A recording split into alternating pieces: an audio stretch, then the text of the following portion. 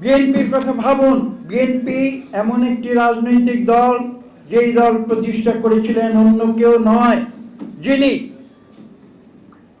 1971-এর কালো রাতে, যেদিন পাক হানাদার বাহিনী নিরীহ বাংলাদেশের মানুষের উপরে আগ্নেয়াস্ত্র নিয়ে ঝাঁপিয়ে পড়েছিল, সেদিন যিনি প্রতিবাদ করেছিলেন, যিনি বলেছিলেন আই রিভোল্ট, এবং যিনি তার পরবর্তীতে স্বাধীন বাংলাদেশের ঘোষণা দিয়েছিলেন, মুক্তিযুদ্ধের ঘোষক।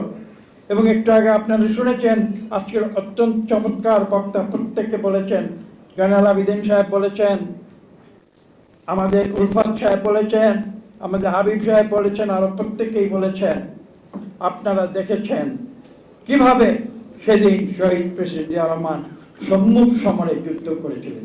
তিনি তো ঘোষণা দিয়ে সীমান্ত অতিক্রম করে কলকাতার সুযোগ সুবিধা আরামে থাকতে পারতেন। তিনি কি দেখেছিলেন?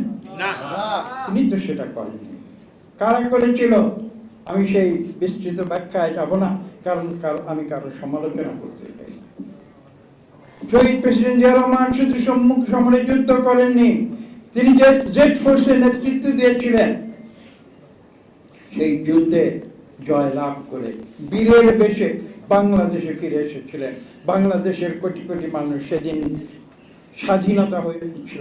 সেই বাংলাদেশের কোটি কোটি মানুষ শহীদ প্রেসিডেন্ট জিয়া রহমানকে মুক্তিযুদ্ধের সর্বোচ্চ উপাধি বীর উত্তম উপাধি। আজকে যারা বড় বড় কথা বলে, তাদেরকে স্বাধীনতার যুদ্ধের ইতিহাস আবার নতুন করে পড়বার জন্য আমি তাদের একান্ত অনুরোধ।